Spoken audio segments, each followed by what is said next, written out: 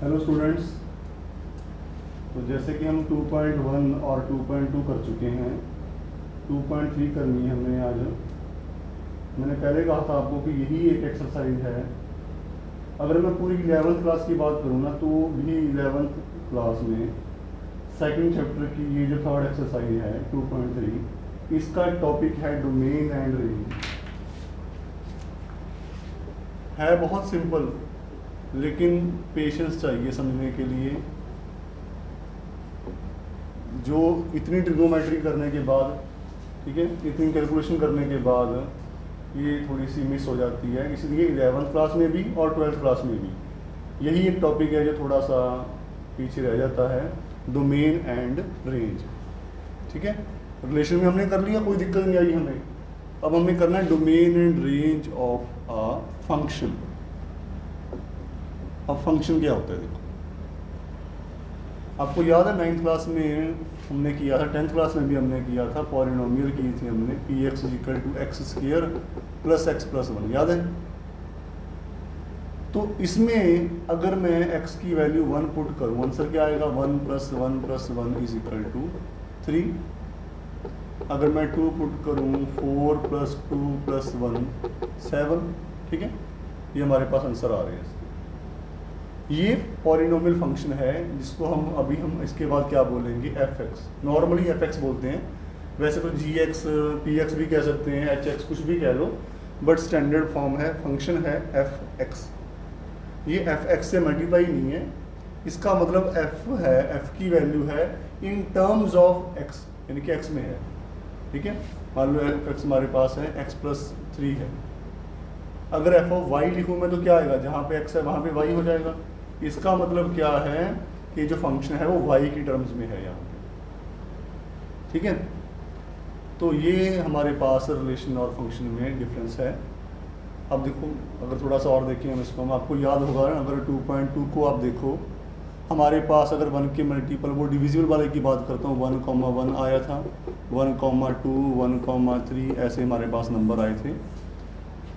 तो इसका मतलब ये था कि अगर मैं डोमेन रेंज की बात करूँ रिलेशन फंक्शन में, 1 2 3 4 6 हमारे पास नंबर था, ये हमारे पास डोमेन थी, और कोड में हमारे पास y किसको बिलोंग कर रहा था, 1 2 3 4 6।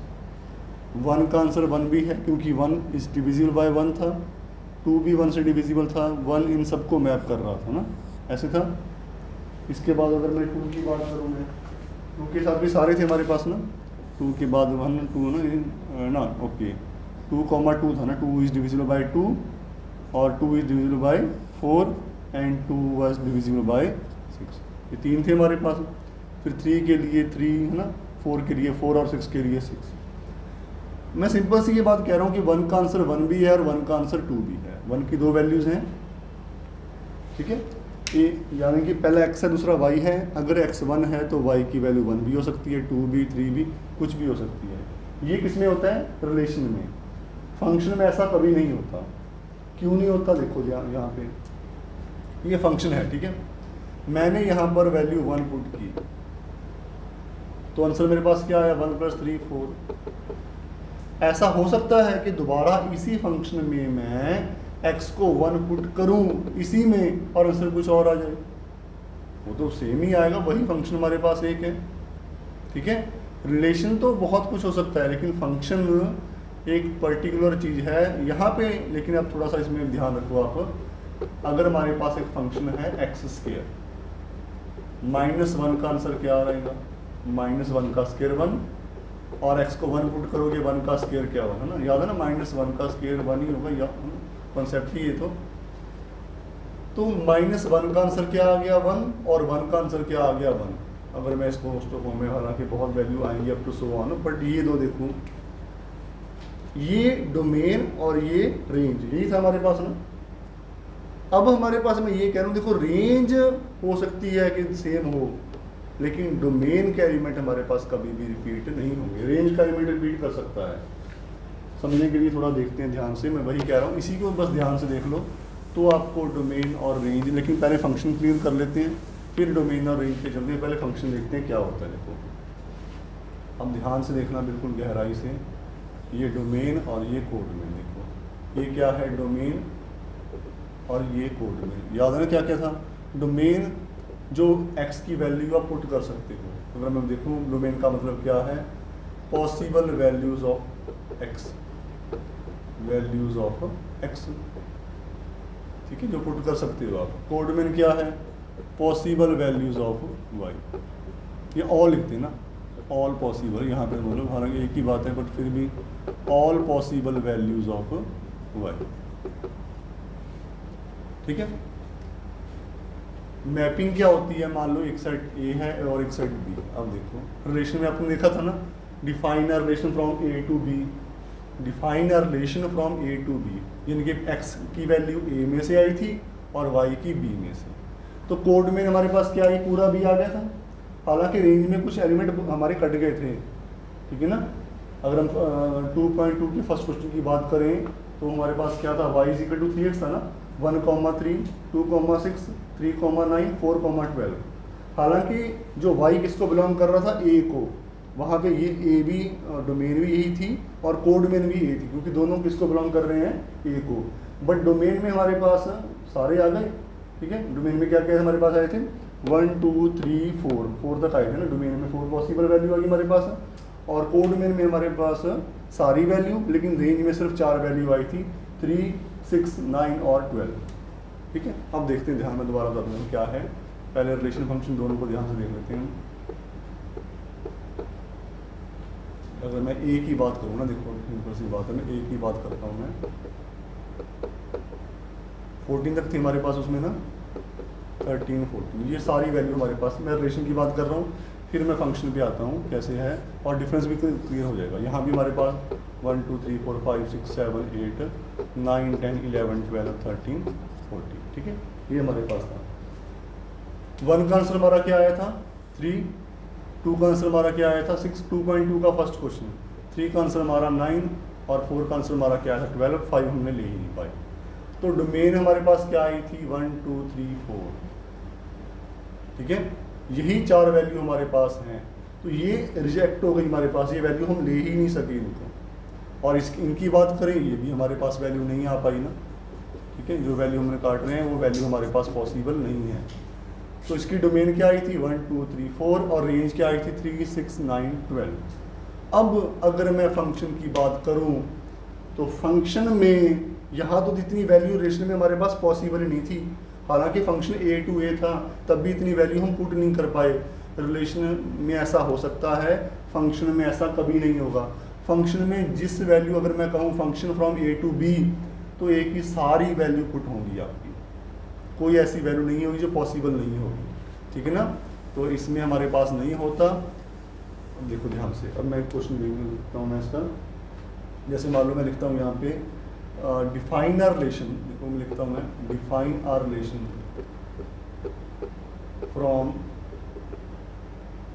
n to n। मान लो मैं इसकी बात करूँ, ठीक है, n to n, natural number to natural number हमारे पास है, f(x) = x², f(x) = x², ये मेरे पास है। अब ध्यान से देखना, यहीं पे आपको क्लियर हो जाएगा कि डोमेन क्या है और कोड डोमेन है ना क्या है। तो ना डिफाइन फंक्शन की बात कर ली है ना हमने, फंक्शन रिलेशन तो कर चुके हैं। फंक्शन की बात करता हूँ मैं, एक फंक्शन है हमारे पास, डिफाइन भी क्यों करना है, वही है फंक्शन, ठीक है। Let f(x) be a function from n to n, और कैसा है वो, x² हमारे पास है। तो x के अंदर कौन सी वैल्यू पुट कर सकते हो आप, ऑल नेचुरल नंबर। कोई ऐसा कोई बंदिश नहीं है कि ये वाला नेचुरल नंबर पुट नहीं कर सकते, सारे के सारे नेचुरल नंबर। आप 1 भी पुट कर सकते हो, आप 2 भी पुट कर सकते हो, 3, 4 अप टू इनफाइनाइट, सारे नेचुरल नंबर आप पुट कर सकते हो। इसका आंसर क्या आएगा, 1, इसका आंसर आपके पास क्या आएगा, 4, इसका आंसर 9, इसका आंसर 16, ऐसे चलता जाएगा। तो डोमेन तो कन्फर्म, डोमेन तो क्वेश्चन में दे रखी होगी ना, ठीक है। और ये हमारे पास क्या है, कोड डोमेन। तो सिंपल सी बात है, डोमेन हमारे पास क्या है, n, कोड डोमेन हमारे पास क्या है, n। ये अब ध्यान से मेरी बात सुनो, कोड डोमेन की बात करें तो चाहे रिलेशन हो चाहे फंक्शन हो, कोड डोमेन हमेशा गिवन होती है। आराम से, अगर कोड डोमेन की बात करें, चाहे वो रिलेशन हो चाहे वो फंक्शन हो, दोनों में कोड डोमेन गिवन होती है। बट डोमेन की बात करूं तो डोमेन, रिलेशन की बात करूं तो डोमेन गिवन नहीं होती, कई बार वो सेम होती है, लेकिन डोमेन इससे डिफरेंट हो सकती है। लेकिन फंक्शन में अगर आपने यहाँ से यहाँ चले गए तो ये कन्फर्म क्या है, डोमेन, और ये क्या है, कोडोमेन। इसमें ऐसा कुछ नहीं है कि कोई ऐसी वैल्यू है जो पुट नहीं कर सकते, फंक्शन में ऐसा नहीं होता। तो फंक्शन में अगर आपको दे रखा है कि फंक्शन यहाँ से यहाँ जा रहा है तो आपको डोमेन और कोडोमेन दे रखी है। अब मैं बात करूँ रेंज की, देखो किसकी बात कर रहा हूँ मैं, रेंज की। रेंज हमारे पास क्या है, अब आंसर क्या आ रहे हैं इसके, 1, 4, 9, 16 अप टू so on। ये हमारे पास क्या आ गई, इसकी रेंज आ गई, ठीक है। तो अब ध्यान से अगर देखा जाए तो ये कॉन्सेप्ट तो वैसा ही है ना कि range is always a part of code में, वो बराबर हो सकती है इसके। अगर मैं यहाँ पे मान लो यहाँ लिखता एक फंक्शन यही n to n fx = x लिख देता, मान लो मैं फंक्शन मेरे पास क्या है, x है, मैं 1 पुट करूँगा आंसर क्या आएगा 1, 2 पुट करूँगा 2, 3 पुट करूँगा 3। तो डोमेन भी यही, n कोडोमेन भी यही, और रेंज भी यही, ठीक है ना। इसका मतलब ये तो कन्फर्म है, ये तो कॉन्सेप्ट ही बन गया हमारे पास कि रेंज इज सबसेट और इक्वल टू कोड में, ठीक है। ये तो उसमें भी यही था, यहाँ भी यही है, क्लियर, ठीक है। डोमेन कोडोमेन की बात कर ली, फाइंड आराम से करते हैं इसको, पहले कॉन्सेप्ट पे ही चलते हैं।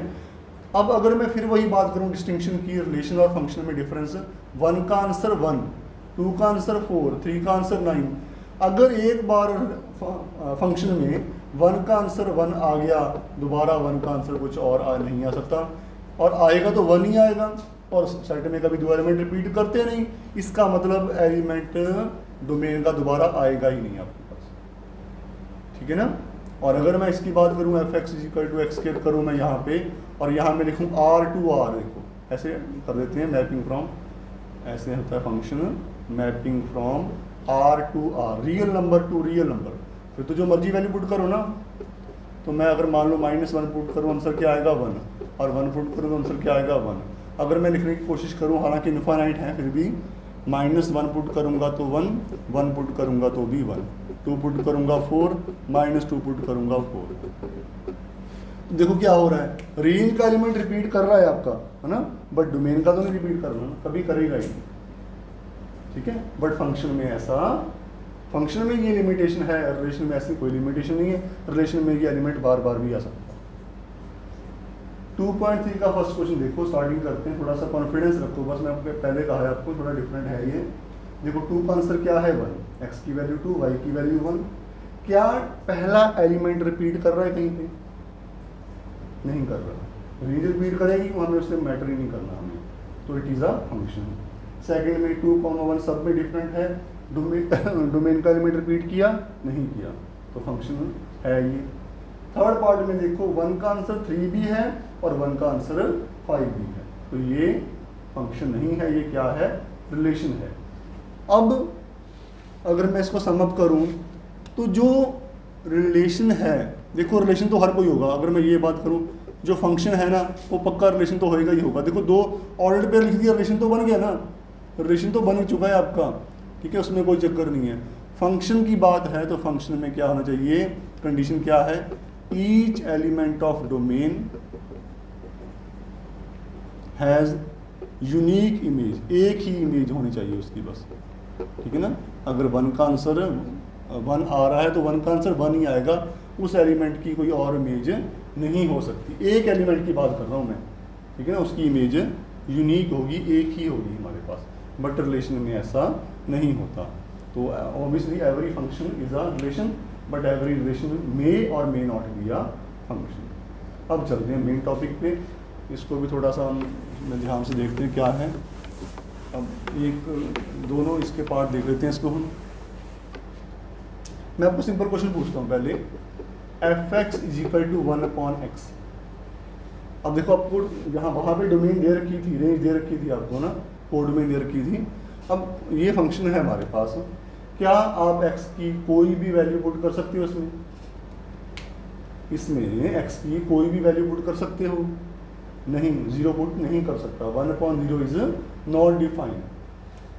तो डोमेन क्या है, पॉसिबल वैल्यूज ऑफ x, ठीक है, दैट डिफाइंस द फंक्शन, ठीक है, ऐसी value possible values of x that define the function, ऐसी वैल्यू जो फंक्शन को डिफाइन करती हैं वही क्या है डोमेन। इसकी डोमेन क्या है, set of all real number, जो मर्जी आप वैल्यू पुट कर सकते हो एक्सेप्ट जीरो, जीरो को छोड़ के, बस जीरो मत लो। अगर मैं लिखूँ 1/x-4, इसका मतलब जो मर्जी वैल्यू पुट कर लो, ऑल रियल नंबर एक्सेप्ट 4। इसको ऐसे लिख सकता हूँ मैं, रियल नंबर -4, आर क्या है रियल नंबर, उसमें से 4 हटा दो, all set of all real number except 4, ठीक है ना, ये बात हुई। अगर मैं देखता हूँ मॉड एक्स, ये पता क्या होता है, मॉडुलस फंक्शन है, इसको बोलते हैं मॉडुलस फंक्शन, मॉडुलस फंक्शन, ठीक है। इसका आंसर हमेशा पॉजिटिव आता है। आपको याद है अपने 10th क्लास में 7.3 में किया था एरिया फाइंड, कभी हमारा एरिया नेगेटिव आया था ना तो भी हमने उसको पॉजिटिव लिखा था, एरिया कभी नेगेटिव नहीं होता, ठीक है। तो ऐसे ही हमारे पास मॉडुलस फंक्शन है, इसका आंसर हमेशा क्या आएगा, पॉजिटिव आएगा। मान लो मैं -3 की वैल्यू फाइंड करना चाहता हूँ, -3 मॉड के अंदर रखा, पॉजिटिव आंसर, ठीक है। इसको मोटिवेटिंग फंक्शन भी कहते हैं कि ये हर नेगेटिविटी को पॉजिटिविटी में चेंज कर देते हैं, ठीक है। कोई भी नेगेटिव, देखो पॉजिटिव है, अब ये तो ऑब्वियस है ना कि अगर पॉजिटिव है फिर तो पॉजिटिव रहेगी, और जीरो है तो जीरो, अब zero is neither negative nor positive, ठीक है ना। तो ये है कि इसका आंसर हमेशा पॉजिटिव आएगा या फिर जीरो आएगा, ठीक है, जीरो आएगा या फिर पॉजिटिव आएगा। अच्छा, क्या नॉन नेगेटिव नंबर, क्या नॉन नेगेटिव नंबर और पॉजिटिव नंबर सेम चीज है? क्या कह रहा हूं मैं, non negative number, real number, चलो ना रियल तो है ये, और पॉजिटिव रियल नंबर क्या सेम चीज है? नो, नॉन नेगेटिव का मतलब पॉजिटिव नहीं होता। क्यों नहीं होता, देखो मैं नंबर लाइन बनाता हूँ, चलो मैं इंटीजर बना देता हूँ, यहाँ पे मैं यहाँ भी इंटीजर लिख देता हूँ मैं, ताकि आपको क्लैरिटी हो जाए इस बात के लिए, और यहाँ भी इंटीजर, ठीक है। तो नॉन नेगेटिव का मतलब जो नेगेटिव नहीं है, जो नेगेटिव नहीं है वो सारे के सारे मैंने काट दिए। जीरो तो है ना, जीरो नेगेटिव तो नहीं है ना, याद रखना, zero is neither negative nor positive, तो नेगेटिव तो नहीं है ना, तो ये सारे के सारे जीरो से लेके ये सारे के सारे नंबर, ये भी तो आ ही गया यहाँ तक ना, ये सब मैंने काट दिए। तो इसका आंसर हमारे पास क्या आ गया, 0 to इन्फिनिटी। अगर मैं बात करूँ, इंटरवल किए हमने फर्स्ट चैप्टर में ना, 0 से लेके इन्फिनिटी तक सारे। अगर मैं इंटीजर की बात करूँ तो मैं क्या लिखूँगा, इंटीजर में क्या लिखूँगा मैं, 0, 1, 2 अप टू सो ऑन, और रियल नंबर में 0 to इन्फिनिटी। और अगर मैं पॉजिटिव की बात करूँ, पॉजिटिव में 0 थोड़ी आएगी, पॉजिटिव का आंसर क्या आएगा, 1, 2, 3, 4 अप टू सो ऑन। और अगर मैं उसमें देखूँ मैं तो 0 आपकी ओपन ब्रैकेट में आ जाएगी ना, 0 ओपन में और इन्फिनिटी, ये हमारे पास ही आ गया। इसका मतलब नॉन नेगेटिव में 0 इंक्लूड होती है और पॉजिटिव में 0 इंक्लूड नहीं होती। तो ये थोड़ी चीज़ें हैं जो बेसिक चीज़ें हैं जो हमने कभी पढ़ी नहीं, ये इस चैप्टर में आ जाती हैं, तो फिर हमें थोड़ी सी ना बोरिंग लगने लग जाता है ये वाला पार्ट, लेकिन पेशेंस रखोगे तो ये आराम से हो जाएगा आपका, ठीक है। अब दोबारा चलते हैं कि हमारे क्वेश्चन के साथ इसके क्या रिलेशन है। देखो फंक्शन क्या है हमारे पास, मॉड एक्स, मुझे इसकी डोमेन फाइंड करनी है, मैं इसमें क्या वैल्यू पुट कर सकता हूँ, क्या कोई रिस्ट्रिक्शन है कि एक्स की वैल्यू के ऊपर कि ये वैल्यू नहीं हो सकती हमारे पास, ऐसी कोई रिस्ट्रिक्शन नहीं है हमारे पास, ठीक है। जो मर्जी 0 पुट करोगे आंसर 0 आएगा, √3 पुट करोगे आंसर √3 आएगा, नेगेटिव पुट करोगे तो पॉजिटिव बन जाएगा आंसर, मतलब पुट तो कर सकते हो कुछ भी आप ना। डोमेन क्या है, आर यानी कि set of all real number, ठीक है, ये हो गया। इसको और क्या बोल सकते हैं, -इन्फिनिटी टू इन्फिनिटी, ये भी रियल नंबर है, ये भी रियल नंबर और ये भी रियल नंबर, जो मर्जी लिख दो। और रेंज की बात करें, इसका आंसर हमेशा क्या आएगा, इसका आंसर किन वैल्यूज़ के बीच में लाई करेगा। क्या मॉड का आंसर कभी नेगेटिव होता है, नो। क्या 0 हो सकता है, यस। पॉजिटिव होगा, यस। इसका मतलब वही हो गया ना, set of non negative real number. इसको और क्या लिख सकता हूँ मैं, 0 to इन्फिनिटी, ठीक है, ये हमारे पास आ गया। और यहीं ये थोड़ा पेशेंस रखना पड़ेगा, नेक्स्ट उसमें और क्लैरिटी हो जाएगी आपको। अगर ये हमारे पास माइनस, देखो और किसी में नहीं मैं रुका, इसी के लिए मैं थोड़ा आराम से चल रहा हूँ मैं, ये मुश्किल, आप यहाँ तक मुश्किल आएगी आपको, और अब करना तो है ही, ठीक है। डोमेन एक्स के ऊपर कोई चक्कर नहीं है, वही domain set of all real number. Range देखो मॉड हमेशा पॉजिटिव आता है, मैं माइनस मॉड एक्स की बात करूं, आप जो मर्जी पुट कर दो इसमें, ये हमेशा पॉजिटिव आएगा, लेकिन ये तो नेगेटिव पड़ा है बाहर ना, ये क्या कर देगा इसको नेगेटिव, तो इसका आंसर हमेशा नेगेटिव आएगा, कभी पॉजिटिव आ ही नहीं सकता, क्योंकि ये हमेशा पॉजिटिव करेगा और ये आगे बैठा है नेगेटिव बनाने के लिए इसको, ठीक है। तो इसका आंसर हमेशा क्या आएगा, नेगेटिव आएगा, और जीरो भी आ सकता है। तो set of all non positive ना, non positive real number, positive ना हो, ठीक है, जीरो भी आ जाएगा और नेगेटिव भी आ जाएगा, माइनस इन्फिनिटी टू जीरो, ये लिख सकते हैं इसको। क्लियर, ये हमारे पास आ गया इसका minus infinity to zero. Okay, तो यहाँ तक आप इसको देख लो, सेकंड पार्ट में फिर हम बाद में करते हैं, क्योंकि यही बेसिक है, ठीक है ना। लेकिन इसके लिए पेशेंस, मैं तो फिर कहता हूँ वीडियो दोबारा से एक बार इसको करके दोबारा से स्टार्टिंग से देखो इसको, फिर यहाँ पहुँचोगे, फिर क्योंकि प्लस टू में बहुत काम आने वाला है, और इसके ऊपर मैं थोड़ी पेशेंस रखूँगा मैं। उसके बाद बस ये सेकंड थोड़ा इसके एक ये कॉन्सेप्ट है, मिसलेनियस में कोई दिक्कत नहीं है, फिर आराम से हो जाएगा। इसके बाद हम फिर 4 चैप्टर स्टार्ट करेंगे इंडक्शन, तो 1 to 5 हमारे सारे कंप्लीट हो जाएंगे, ठीक है। लेकिन इसके लिए पेशेंस रखनी पड़ेगी। All the best.